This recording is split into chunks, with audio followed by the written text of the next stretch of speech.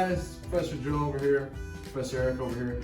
So we're gonna try to answer a couple of questions here. I had someone on our YouTube channel was talking about somebody trying to be aggressive to us. We don't know exactly where we're going to end up. So you have to find those commonalities of what keeps me safe in each position. And so the real common thread is controlling the spine and controlling the head. If I don't learn how to control somebody's head, then it's very easy for someone to come up and just start punching me. So we start, a really good way to start learning how to control the head, and this is actually helps with learning how to use your hips. And this is one of when I have new people, this is one of my favorite classes to teach, is from the guard at first. And I'm going to talk about kind of how we can make this similarly if we get taken down into different positions here. But very, very simple.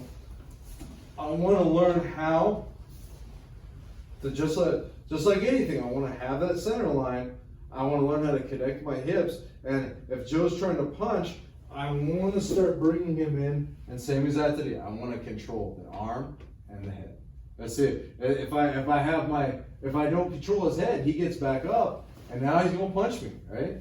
So if I'm just going like this, someone's gonna hurt you really, really bad. Yeah. So I want to use anytime I can get control. I'm not gonna let this up. If he starts trying to push up off me and get this back, I need to learn how to start swimming. I need to learn how to keep this from happening. And so the really cool thing about this is exactly what happens anytime that you get in any situation, right? Regardless of whether I'm in crossbody or anything like that. So actually we'll go back down really quick here, just one more situation. So if he's in crossbody on me, right? I want to have head and I want to have arm control to keep him from being up. Because now this is really good too. Yeah, and see with this angle, I take away the right. Yeah, it's hard to do anything. Right here. And so he's being nice about it too. Oh, for sure. If you bury my head with all your weight, yeah. I can't even move my right arm. So basically anywhere that we get on the ground, I want to control his posture. And so a really, really cool way of doing this, right? Because we aren't necessarily going to end up in the guard. We're not going to necessarily end up in a situation where we know where we're going to end up. Because what happens? Maybe somebody just tackles you out of the blue. You don't know what's going on. Maybe you had words with somebody and they went away and they blindsidedly tackle you. Yep. You're not necessarily going to end up with your legs wrapped around somebody. So a really good way of doing this and practicing this is what I like to do here is I allow Joe to use any takedown he wants on me, and then I would start looking for the head as soon as I hit the ground. So you could double leg me and end up in any position. But see how I need to start automatically having this being my first reflex: angle, head, arm.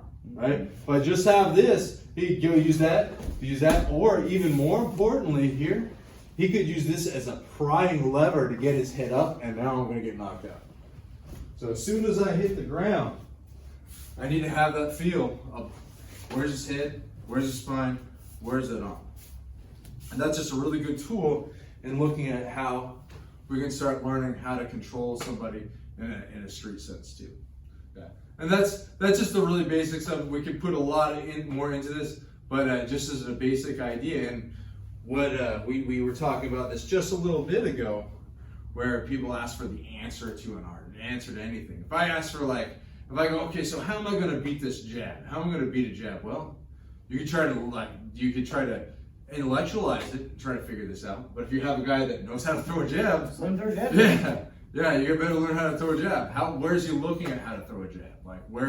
Is it a boxing context? How's he setting this up? And the more you have that understanding, the more you really, really learn the art back and forth too. Let's look at this is really good.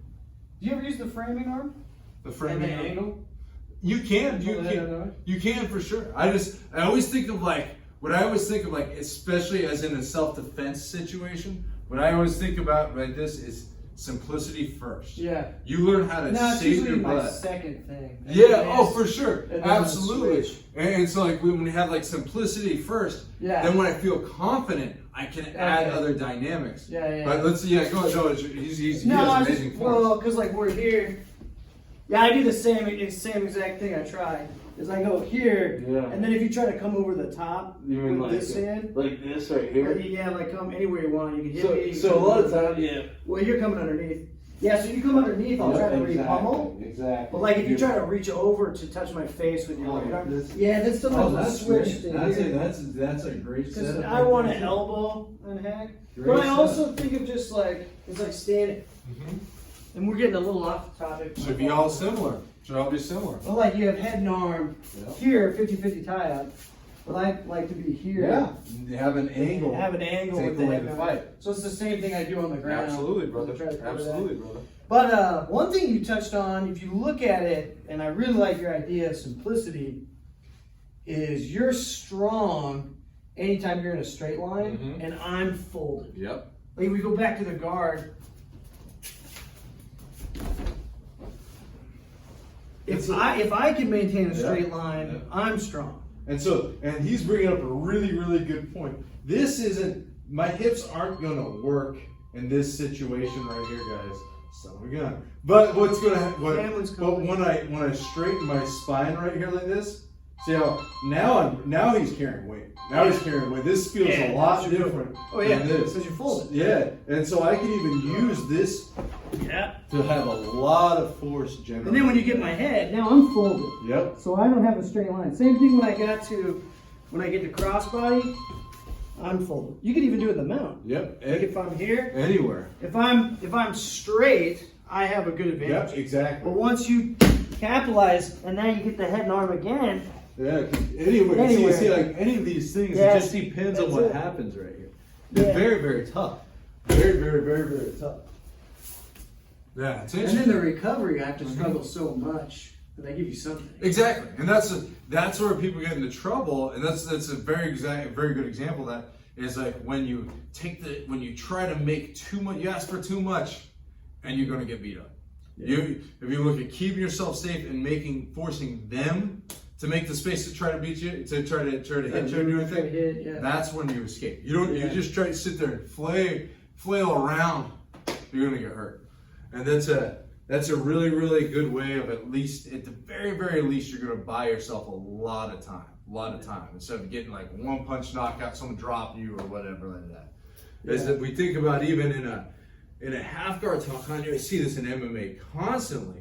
People don't. I'm not saying that I'm great by any means, or who we learn from is very, very great though. But they try to do like where they bring the arm underneath the legs in a Keep half half guard guard. or something, and they get knocked out. You get knocked out. I have yet to have seen someone successfully use deep half guard in an MMA fight. I've never seen it. But nobody has that feel of at least like having the frames in front or controlling the spine. It's the same. Because you see, if I'm here, this isn't like me coming here. I have no control over Joe's spine. I'm going to get hurt.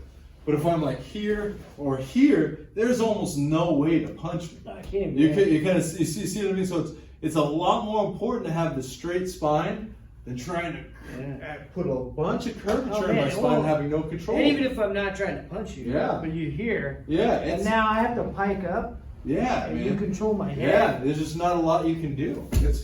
That's very, very interesting stuff. Very interesting. Good time to point out that all the Gracie Jiu-Jitsu we do was taught to us in a really traditional way. Yeah, absolutely. And we were always mindful of defending strikes. Mm-hmm. We don't do really, I can't think of moves we do where that's not on the table. Yep. Because in a street fight, it's always available, and people are gonna just try to hit you because that's all they know. Yeah. You're not gonna double leg somebody and then they're gonna have an answer if they've never trained before. For sure. Their answer is gonna be to try to punch you wildly, flail around. And I think of like what a really good way of contest. I think Master Sauer said this to both of us was a way that you can spot whether something is a legitimate move or not is you just look at if it controls the spine.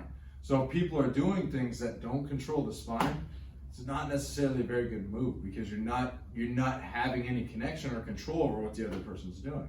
And so that'll actually make your sports jiu-jitsu better because you're able to connect and feel and have that tactile response to what people are doing, but it also keeps you safe on the street. And that's a really, really good way to think about that, is trying to make them mimic each other and both will help you out. Both will help you out. They're very complementary to each other if you look at them in those contexts. Yeah. So pretty simple idea from the ground is just go to head and arm defense in just about every position. Half guard, we did the guard, crossbody, and mount. And you force the other person to move. Yeah. So even if you don't know what you're doing, you're going to make it awkward for the other person and just hang on for dear life. Yep. It's kind of like the guillotine defense we did. For sure. Where they're committed to holding on. Yeah. And you could think about this as like, I'm sure there's people out there who be like, well, you could do this, you could do this. What are you going to tell a brand new beginner person? Are you going to be like, okay, man, well, you better like whip around and try to grab this knee. Yeah, it's too much. So if you can like get some, if you're like, gosh, if I can really learn how to grab somebody's head and control their arm, I can be safe. Imagine how much confidence you can build on that. That's something you can build on. And then there's building blocks that make you better and better on different things. Yeah, and then you can add in all the submissions and sweeps and all that's going to That should be secondary. Easy. That should always be secondary, and like it said, simplicity first. Always, man. Yeah. Cool stuff, man.